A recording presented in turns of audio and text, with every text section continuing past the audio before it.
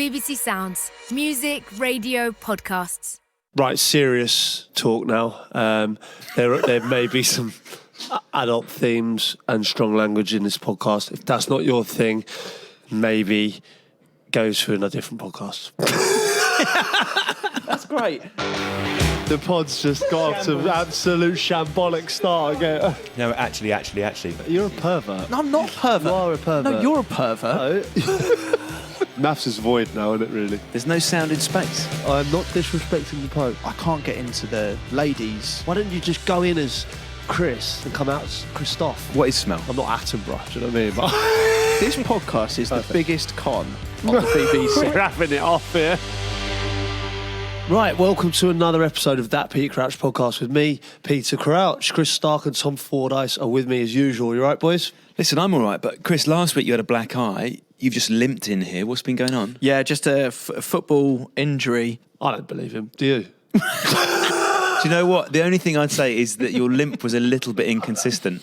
Like when you... when you're down for an inconsistent limp. I'm not in the mood today, to be honest. I'll have a couple of drinks and then well, I've been real. Like, it was massive hassle getting here. Did you wear shin pads? No. Well, I can't wear shin pads anymore, can I? Because you've ruined that one. But you've had 2 injuries now from lack of shin pads. I've only started getting injured since you put it out there. Right, okay. It's a double whammy. I feel bad on that front. I'd like to apologise. Don't listen. Be your own man. Wear shin pads if you want. You wear them with pride. Shall I tell you what I've started doing? It's only since I've known you boys, actually, is I've started wearing the skins. Yeah, I've never done it before. I was actually a believer in that, you don't really do that. Mad when you look in the mirror, innit? It's and not you're great. wearing skins and you're a bit fat. It's the same sort of thing as the Lycra with the cyclists. I know you're a big cycling fan, Tom, but I don't understand the people that go out on a Sunday and a Saturday, casual cyclists, and wear Lycra and those silly little cleats. Silly little cleats. They go in and they sometimes walk into coffee shops with the little clipsy clops on, clip clop, and then order a cappuccino. If you're shaving half a second off your time, maybe, but if you're going around fucking Richmond Park, just wear a pair of shorts, a jumper. Don't need Lycra on, and you don't need those stupid little shoes. It's a bit like going swimming, but wearing the full Skin suit. Skin suit, But yeah. the shit, Speedo fast skin. It is. It's just, and then pottering around with your kids in the With the pool, floats. with the floats and stuff, and you've got full-on Mark Foster gear on. It's like, I just feel, I know I'm harping on a bit, but I just feel that, and I know I'm alienating a lot of people because I know it's because I go out on a Sunday and Saturday and I can't get round them down the country lanes, and They're allowed on the roads. I know. As much as you are. I know they are, but they do enjoy it, and they do enjoy, like, taking up a whole lane. As you're allowed to. I'm going to get you some Lycra. No. Never. It's normally at this point of the podcast we ask what you've been up to this week, Crouchy. But I know from social media that you've been hanging out with some of your football friends and chatting about Parched. Ah, right, yeah, so this did happen. I worked with Jermaine Genius. He approached me and he said, I need to know who Parched is. I said, look, I'll give you one guess. And if you get it right, I'll tell you. And he pulled it out. Did he? Yeah. Because then he went on Twitter. Well, he knows announced now. that he... I mean, I've kept this very, very close to my chest. I mean, nobody knows. With JJ, he had to come out and defend himself. And we've had to rule him out, haven't we? He did tweet saying, I'm not Parched and I know who he is. So we can rule out JJ. I don't know who Parched is. I'm like everyone listening to this right now. I'm desperate to know. This is bigger than Who Shot Phil. It's along those lines. I mean, it's getting that kind of traction. I would like to encourage people to keep asking footballers on social media if they're parched, because I love the denials that come out. I'm also enjoying the guesses. Recently the Iniesta stuff that we've seen. I had a double whammy. Someone said Iniesta is parched. Oh! It was a huge curveball, but I loved his thinking. Is Iniesta parched? I can't rule out or deny anyone else. We've ruled out JJ today. That's our lot for today. I'm not giving away any more. Surely Iniesta would be a Spanish parch, though. El Pacho. Speaking of this Iniesta video, I saw it. I think a lot of people have seen it. There'll be some people that are listening to this right now that haven't seen it. I could not believe my ears and my eyes when I saw this. When we were sitting there in that restaurant, I was with Abby and he was with his wife. Little did I think, a couple of years later, we'd have a picture together, 1. You wouldn't believe me on a podcast, 2. We'd then be shot into space around the globe. Still blowing your mind. Yeah. La Liga would interview him about it, and he'd be forced to come out and explain the situation.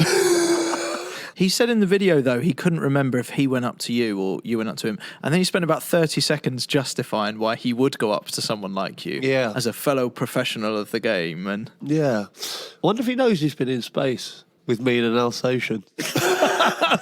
So this episode, boys, it's all about headers. And I sort of feel that we should have done headers before, bearing in mind, Chris, that Crouchy has the Guinness World Record for the most headed goals in the Premier League. Quite how we've got however many episodes we are into this podcast without doing an episode on headers, I don't really understand. Yeah, I'm really looking forward to discussing this world record in a bit. Should we do some messages first? Message from Peter says, my gran arranged for me to be the Portsmouth mascot. We got invited into the dressing room after the match when a naked Nico Cranchire winked at her and got very flirtatious. That's an interesting one. This was one of Harry Redknapp's favourites, wasn't it? He likes Nico, what a player. Honestly, what a player. One of the best finishers I've ever worked with. Defoe was a top finisher at Tottenham, but he was right up there with him. He was just such a good player. And he was a beautiful man. But is he into his grands? Possibly. I always fancied him myself. I always thought You'd fancy it. I'd like Nico. If you can make someone's day with a wink, why not wink? The wink's a weird thing though, Chris, isn't it? Because it's quite intimate. It's a little bit cheeky. In some ways, it's quite old school. Is the wink dead? Like if you're on the tube, for instance, right, and there's a girl opposite or something like that, and you just look at her and then go... Right, your wink's mad, by the way. Though, Let me just describe your wink. Popeye. It was. Me hearties. Should we test it out? We'll get people on the tube. If you see someone, you just think, they look like a nice person. They might listen and to not the pod. in a sexual No, way. I'm to be not sexy. going sexual. I think only try it on people that are wearing them Earphones. or them pods. They're called earphones. Oh, no, yeah, but you know what? yeah. Like, because if they're doing that, there's a chance of listening to the podcast anyway. You're a bit safer on that front. We've had a message from Cosmo. Crouchy, do you remember your Spanish teacher, Miss Tobin? She said recently that you told her you didn't need to study languages because you were going to be a footballer. If I could go back to school, the one thing I would take more interest in is the languages. And which language would you favour? I did a bit of French, but French and Spanish, I would love to have spoken those. I don't understand why they're not pushed more in English schools. I always said this. I honestly don't get it because, I'm doing algebra, Pythagoras rule, 3.4, what's the triangle stuff? Freaking isosceles and all that. What's all that about? Do you know what, Chris? I never thought I'd hear the word isosceles come out of your mouth, Crouchy. When have I ever... I've been to Spain loads of times. Hundreds. Were either of you doing art at a decent standard? That was my worst subject. I was awful at it as well.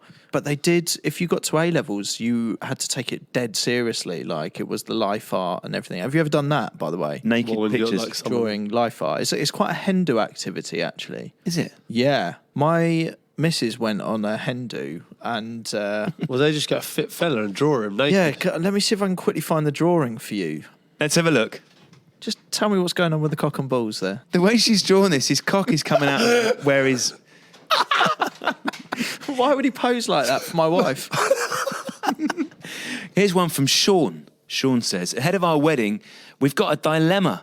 For the evening buffet, we can have salt beef bagels or breakfast burritos. Me and my fiancé have agreed for you to have the final decision, so choose wisely, boys. We know what you're going for. If you get the right salt beef, it really is a top-notch dish. One of my favourite things about weddings is you have the food at the wedding, right? And about 2 hours later, more food turns up. What if you haven't been invited to the main ceremony? You're one of those subs. I prefer to turn up to a wedding in the evening. Just for the good times. I'm not asked about going to see someone get married or the speeches or the sit-down. Do you know what I mean? I think this is a really valid point. Turn up. You get to have drinks in a pub down the road with everyone else that hasn't been invited. It's more fun. I mean, it's a free morning. Go for a few with the lads. Get yourself down for a bit of come on, Eileen, late doors. That's exactly it, mate. It's a belting scenario. It's the dream day. Chris has arrived. Woo! Pie time. That Peter Crouch podcast from BBC 5 Live.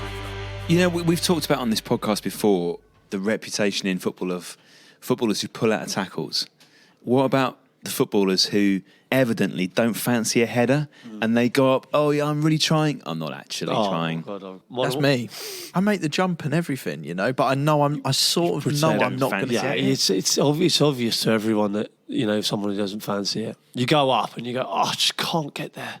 And it's the turtleneck. It's literally, you know, it's like you go back into the shell, doesn't it? Isn't that when you... Well, you're thinking of a turtle's head. A turtle's head's totally different. That train's left. Yeah, well, but a turtle's neck, like, you know, like, so you're going up for a header, instead of extending your neck and heading it, you get it back into its shell. That's an amazing pose you've just done there, by the way. You've looked so much like a turtle. That was really good, wasn't it? But Crouchy, do you not think you need a few turtles just throwing their bodies around in the box?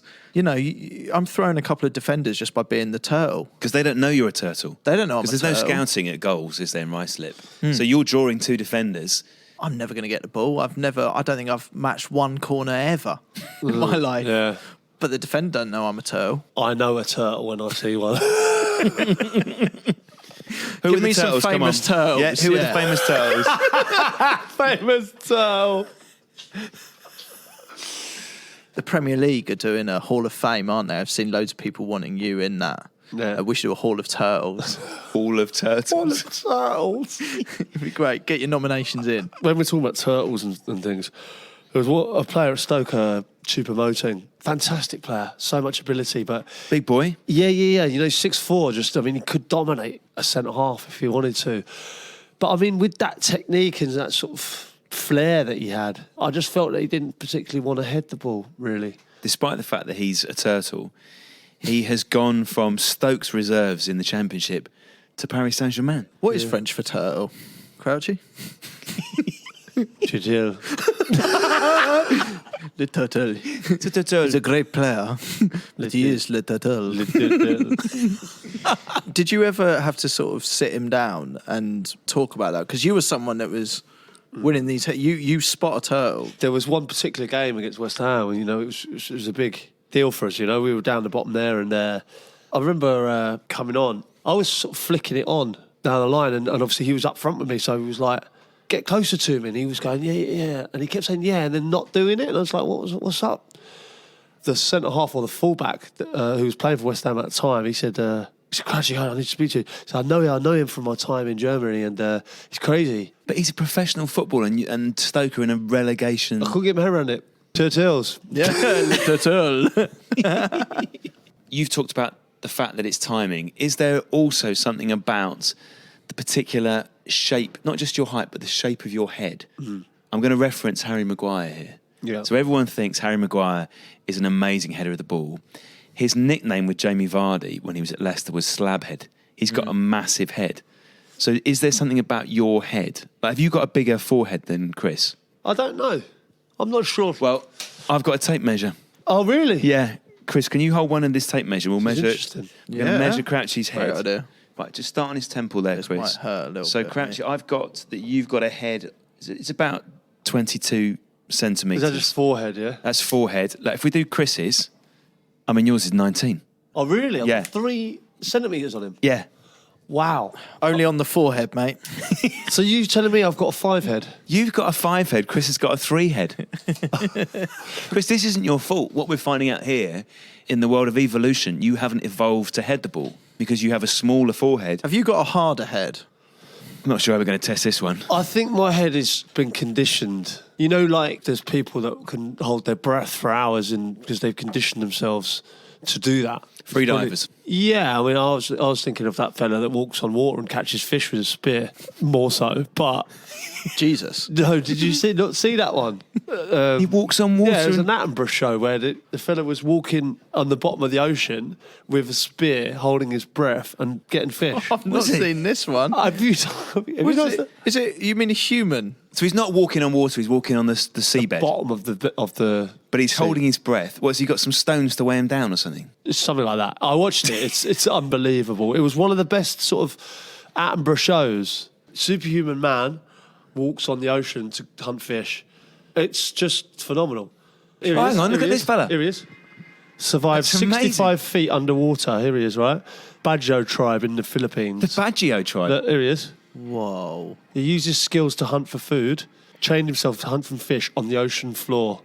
His heart slows to 30 beats a minute. That's amazing. He doesn't Most have people this are about problem, does 60 he? or 70. He's got his fish there, bang. So he walks on the seabed. His heart beats once every 2 seconds. Think He's about like it. that shark. Yeah, that's what I mean. So he could live to 300. He's like the basking shark. He could live to 300 years His old. heart is beating. I think that was 2. But I've had That's about right, yeah. A pint. Amazing. That's nuts. So how does it? But he's just in his trunk. He's got a sort of Mowgli vibe about him. Yeah, well, that's He's it. a I mean, he's just child. from a tribe, and they haven't got the stuff that you need to go fishing. He just goes on the seabed and gets the... I love the way you've done his backstory. as if you're in any way aware of his backstory. They haven't got the stuff, Chris. They haven't got the nets. They're not got any boats. Who do you reckon has got the hardest head in football? Robert Hoof is up there, but I've seen it split open, so it can't be Terminator. John Terry must have a hard head. Who's got the softest head in football? Like a baby's head. Raheem Sterling. It's funny you should say, because you look at his head and think it's a soft head, don't you? But that's all the Nivea, I'd assume. Yeah. That's Liverpool, isn't it? Oh, yeah. Then it'll be really soft. When you go out for a challenge, Crouchy, sometimes heads will meet. If you had to head the head of another Premier League player, whose head would you least like to head? It's like a riddle. And whose head, I've lost all track of what I'm saying, whose head would you most like to head? French call it a tete-a-tete, don't they? They do, yeah. Head on head. I haven't got a fucking clue what the question was. All I heard was head, tet on tet. We go again. Crouch has done the robot again because it's 100 Premier League goals for Peter Crouch. That Peter Crouch podcast from BBC 5 Live. Before a game, Crouchy, when you look at the defence, is there always someone in that team that you think, right, I'm going to pick on you? What I used to do is always pull on the defender that I've found to be weakest. And the majority of time I was playing against a flat back four, playing against 2 centre-halves. I'd look at both centre-halves before I started the game and I'd go, you're mine today. The weaker one. It's like an injured gazelle. So give me a back four that you've faced. I always remember Chelsea's back four, right? John Terry and Cavallio, centre-half. I mean, I would just look at Cavallio and go, I just love this. So he's, in that scenario... Do you know why? Cavallio is the injured gazelle. You're the hungry lion. He's in the herd, but he's limping and he's a bit smaller. Bang, you're on him. Just go and eat. Get your claws down his rump. The thing is with Cavallio is that, like, I used to love a ball playing centre half. You know, like, he was very, very good on the ball, and obviously JT complimented him with being more aggressive and dominant in the air. But for a player like me, I would always pick someone who I didn't think was as strong and try and target them. Cavallio's got his pros, obviously, but I just felt that I could exploit his weaknesses. But if you're playing as part of a two, then do you have that discussion? Say it was me and Defoe up front. You know, he would pull on a centre half who was big and strong, but not as quick. And I would pull on the one who was not as big and strong, but might be quick. But also, there's nothing they can do about it. That's the beauty of being a striker in that situation, isn't it? My And that decision. They can't just switch over and suddenly you two change happened. what you do. That has happened. Can they not just do that? Can they I've not also, just... Yeah, I've played against teams and that used to piss me off, if I'm honest, where, you know, like they would just follow you. So you started on a gazelle and then you look round and you're on a water buffalo. Yeah. But then you keep swapping. So then do you as strikers swap? A lot of playing up front with a partner is that sort of cat and mouse game. You would keep swapping and unsettling them. And if you're in the middle of a swap and a midfielder makes a run, you've got a big hole. Yeah. Now, if we've both pulled over to one side and if they're doing that game where they are swapping, Cheeky. you've taken them all over one side and you'll have a midfielder be clean through. Can we go through some Premier League teams that you played against and split them into the gazelles and the buffaloes? So Chelsea, Carvalho is the gazelle, John Terry is the buffalo. United's probably United, good. Vidic and Ferdinand. It's obviously a difficult one when you've got two very, very good centre-halves. Two buffaloes. there. There's two buffaloes, but One's pacier. I would prefer to play on Rio than Vidic because, like you say, Vidic had that sort of look in his eye, a bit like Martin Skirtle, where you weren't sure whether he was going to decapitate you or not. This is a great game, Tom. This is a genius idea from you. I really like looking at two centre-backs there, and it's basically a game of would you rather. We could do this for hours. But I would do this every game. Let's do this with Whenever current game. Premier League teams then. So we're going to start off with Liverpool, and you've got Van Dijk. Anywhere else apart from Van Dijk. So you would go Matip, you would go Gomez, Yeah, you yeah. would go Lovren. Yeah, standard, yeah, like 100%. Like there were certain centre halves, still believed that I could beat them in the air, but I would try and position myself on the other one, for every game. And Van Dijk would be one of those. John Terry would be one of those. But he could be a complete bastard if he wanted to, couldn't he? Yeah. Do you feel he was with you? Do you feel you got full John Terry? No, with but you? in all honesty, I would pull on the other one quite a lot. So I didn't have a lot to do with JT really, because I would always mainly pull on. But apart from when JT and Gary Cahill played together, strong Buffalo. Really? Yeah, that wasn't pleasant. Fuck that. Two Buffaloes together is a long day.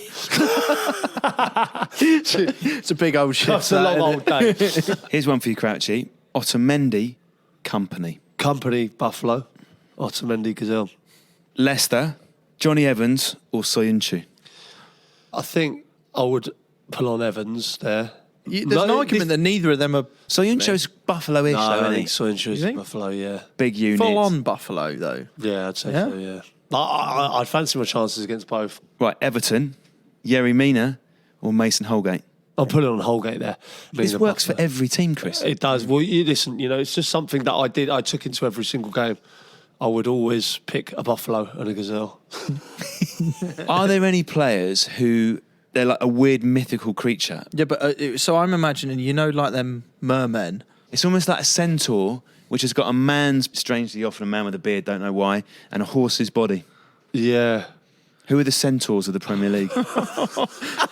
Who's a horse down below Who's and a man with a beard above? Joe Allen. Les Ferdinand. Crouch going for the spectacular. Oh, what a goal from Peter Crouch! That Peter Crouch podcast from BBC 5 Live. I don't know what sort of animal you describe this player as, because he is a sort of beautiful man above, but I don't know what the under's doing. But Ronaldo, right? What I want to talk about here is how he can sort of just hang in the air. It all goes matrix. How do you do that? I think it's just a tremendous leap. If you look at some of his headers, I mean, his legs are almost as high as the defender's head. I remember Les Ferdinand was the same, that leap he had. There's a few players who've just got that incredible leap and amazing. Is it a confidence thing then? Because the thing is with Ronaldo, I think he's a brilliant player, but for a long period of my life, I sort of hated his arrogance. But do you think that's a large part of being that confident, heading a ball in that way? There is a flair to it, isn't there? There is for him. I mean, he's just hungry for goals, and he's just improved every aspect of his game that can produce goals. And heading, as has been proven, is a way of getting not cheap goals, but if you don't head the ball, you're losing out on my level. It'd be 5-10 goals a season, but on his level, he probably gets 20 odd headers a season. But you've never winked at the bench after. No, he's the most gifted player that we've ever had, isn't he? Him and Messi. Is Ronaldo one of those people who is an absolute genius, and no one would deny that he is a genius, but he is a bellend. He's a beautiful bellend. No, I would disagree with that entirely. From all the lads at United that played with him and all the lads that I know have been shared dressing rooms with him, they've always said what a great lad he was. But what about that moment where he's winking at the bench there? That's not... At that time, no Yeah, but one... I get it now, if he was but not English, then. right, and we just got, say, Ronaldo sent off, for instance, right, and I winked at the camera, would you go, love it, son? I don't know. I think if a player's that confident and backs it up, then it's allowed. Like Mayweather, for instance, right? He's never been beat in his life. He's cocky. People don't like that. But if you back it up, it's also amazing. Usain Bolt did it. I love it. But you're saying the United lads always say what a top They bloke said he was is. great, yeah. No, but after that tournament, there must have been a fallout from it. Yeah, I mean, I was on. I'm on the bus on the way back from the game. We're on the bus and we see the footage of him winking, and Rooney's not happy. Obviously, he's fuming. He's just been played. If I was him, I'm texting Ronaldo going, what the fuck was that? Yeah, I think that did happen, and I think that there were definitely words exchanged. I think at first, I mean, it was like, I'm never talking to him again. I'm not, am I going to go back there and speak to him? And I remember Gary Neville was angry. Obviously, teammates of Ronaldo. I remember us being so obviously down and we being gutted about it, What is it like being on that bus? Do you talk to each other? Do you it was start throwing things around? What does the manager come and talk on the bus? Like, what happened? No, that was the most solemn that I've ever seen a bus, if I'm honest, because we felt we really had a chance in that World Cup. We had so many good players, and I think that was a team that was geared up. So on the bus after, obviously Waz has been sent off and we've lost the game. We put up a fight. We went out on penalties. So you've got all the penalty takers, the ones who missed, inconsolable, devastated. Wayne, who's been sent off, devastated. And all the lads were out the World Cup. It's hard to sort of lift the place, really. Do you think I should get over it? Yes. I played in the game and I'm over it. That's fair enough. What a put down. You twat. What a put down. So it's quite a traumatic thing for all of you because every player looks forward to a World Cup. And for a lot of players in that team, that's their World Cup. So what was the point when you thought, maybe we're over this now? Well, it wasn't on the trip. I left that camp thinking that Rooney and Ronaldo would never speak again. You know what I mean? I left that World Cup thinking that's it. I don't know, they'll have to sell him. They'll have to sell. I didn't think they'd sell Rooney. I thought they'd just get a load of money for Ronaldo and sell Ronaldo. Why did you think that? Just because of them not getting on? I just thought, how can he's basically, cheated him out of it. I mean, Wayne was getting a lot of stick back at home. He's going out the World Cup, and I never thought that they could ever share the same pitch again. And then I watched the season after, and they were absolutely unbelievable together.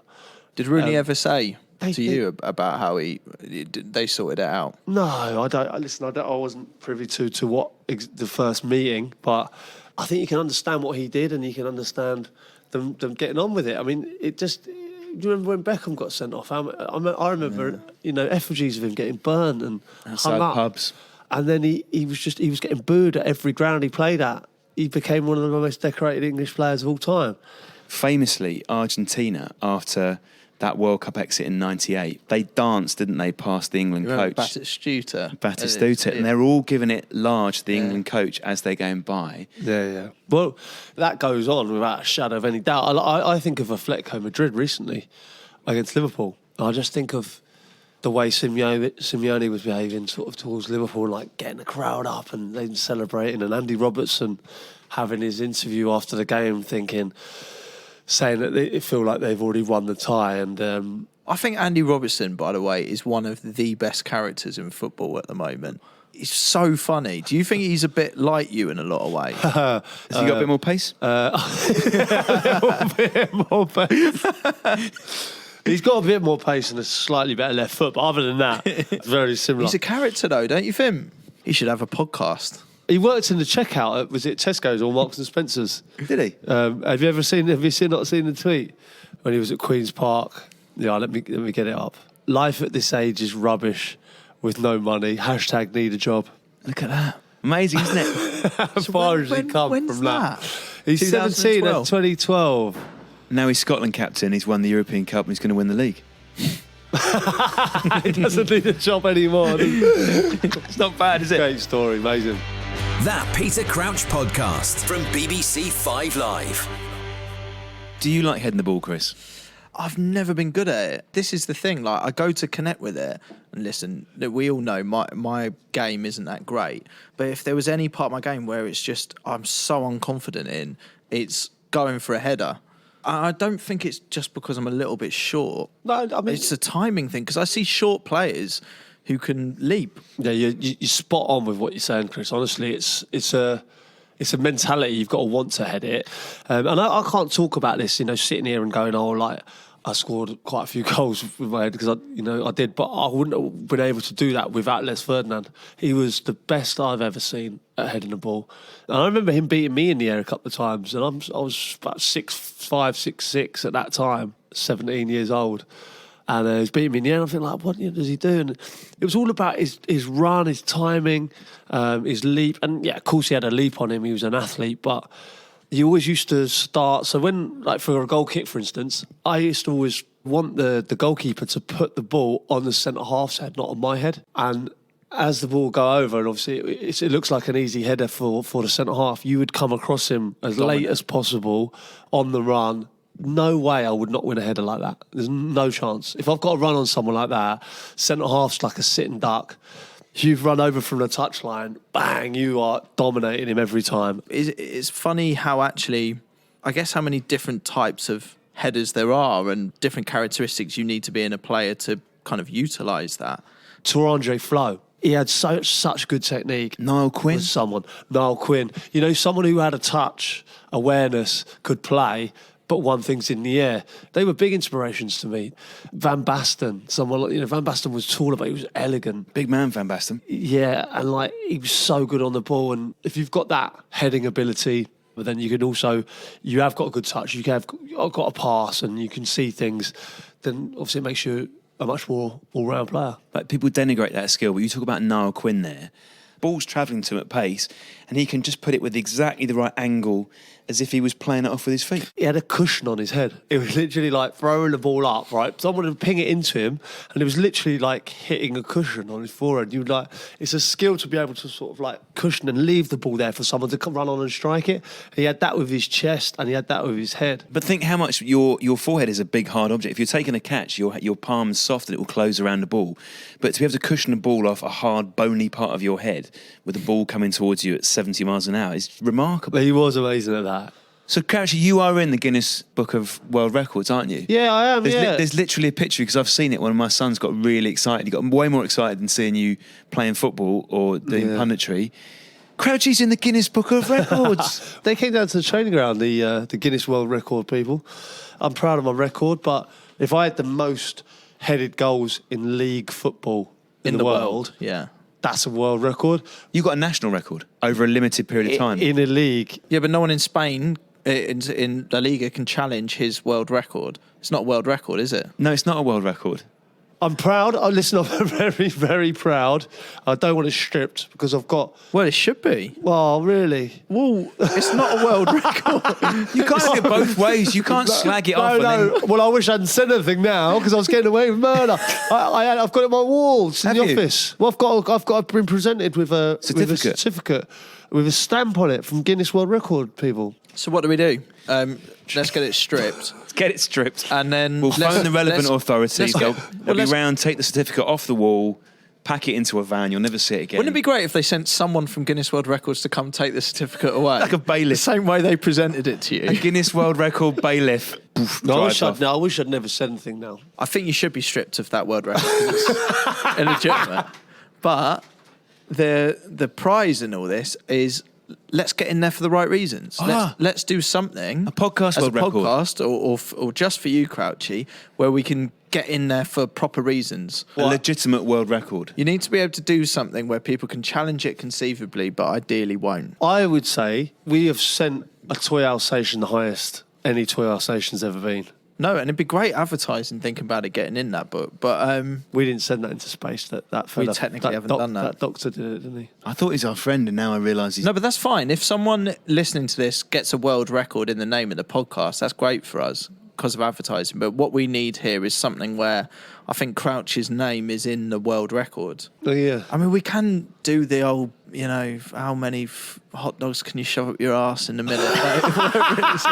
The old It's the old sausages up the arse routine. Out of interest, what is the record? Count them up. How many have I got? Crouch has done the robot again because it's 100 Premier League goals for Peter Crouch. That Peter Crouch podcast from BBC 5 Live. Remarkably, we've still got a couple of bits to catch up on, Crouchy. Can we start with the whole team bonding WhatsApp group thing from the last podcast? Yes, please. So if people don't remember this, we started a WhatsApp group on Crouchy's phone. We spanned the dial. Fiona Bruce, Kitman Kev, Pat Cash, Tony Insurance, Bruno Martins Indy, and Paul, manager of Biffy Clyro. Yeah, that is correct. There's been some updates. You'll be pleased to know. We were worried about Pat Cash, weren't we? He did fire Did it. he? Did he? Yeah. What's Pat said? Pat Cash here, gang. Can you do this? joking. Can you do this in Australian, please? Pat Cash here, gang. I'm all over the world at the moment.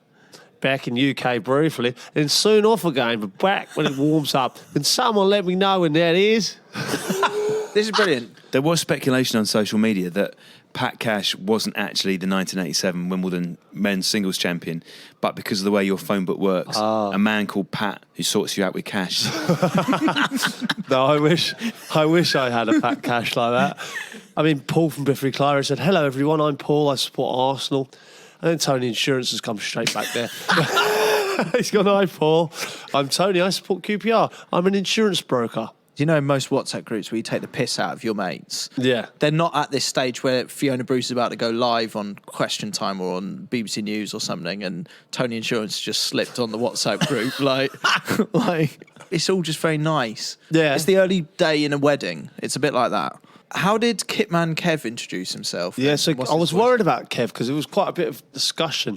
The thing is with Kev, right, he's Kitman at Portsmouth, but he's from Wales. Good, that's fine. I want a Welsh accent with a hint of South Coast. Okay. Oh, all right there. I'm Kitman Kev. I am at Portsmouth. I've been Peter's bitch for years, boy. Which I have to say is not true. He wasn't my bitch at all.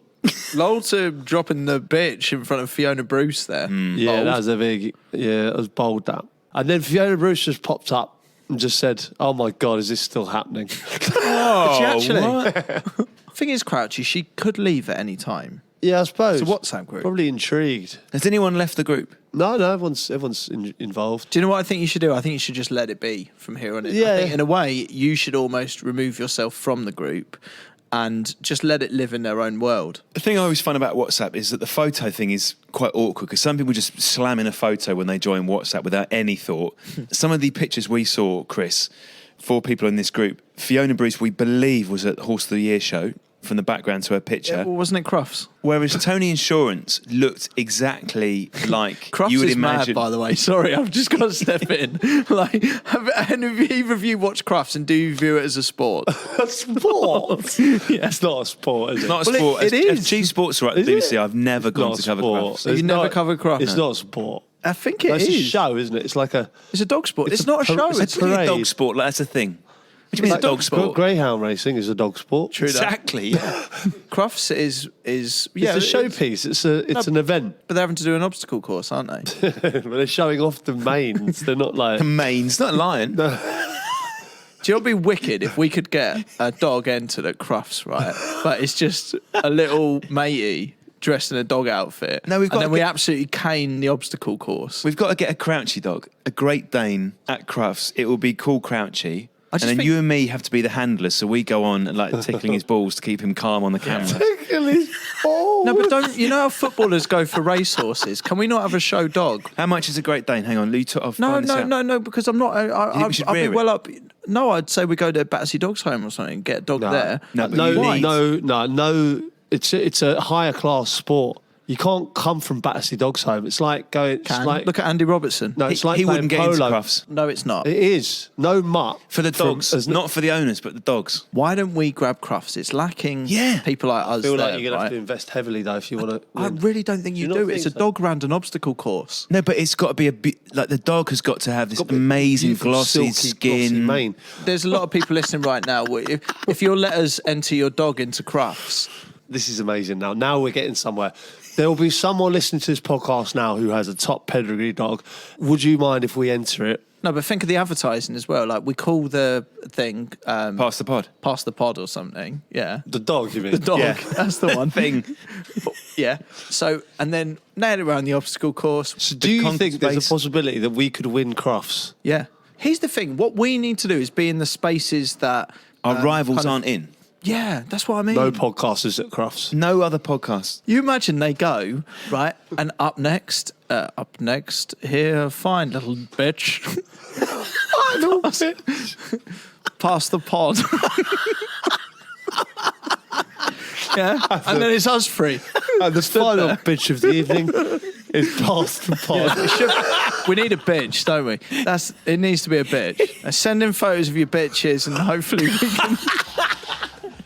Don't ask Dre to do that. That Peter Crouch podcast from BBC 5 Live. Right, the lads have gone. I'm off to see if I can sort this limp out. It's nasty, proper hurts. I've worked out as well that Crouchy doesn't really listen to this bit at the end, so I can say whatever I like here. So I just wanted to bring you all up to speed. You know, I've been working on getting this guest for the podcast, someone absolutely huge. I think I'm actually going to be able to make it happen. I honestly think this will send the pod worldwide if we can get this across the line. More news very soon. I'm taking my head of advertising role really seriously. And speaking of advertising, Foreskin's here again to tell us about another podcast. Yeah, spot on, Starkers. Thank you for that. Head to BBC Sounds and search this week for Tail Enders. Now, Tail Enders, it's a little bit like our pod. It's also very much its own thing. It features England's leading ever wicket taker, Jimmy Anderson. It features Greg James from Radio 1 and Felix White from the Maccabees. It's based around cricket. If you love cricket like I do, it is right up your street. If you don't like cricket, trust me, it could still be up your street. Go and search for Tail Enders on BBC Sounds.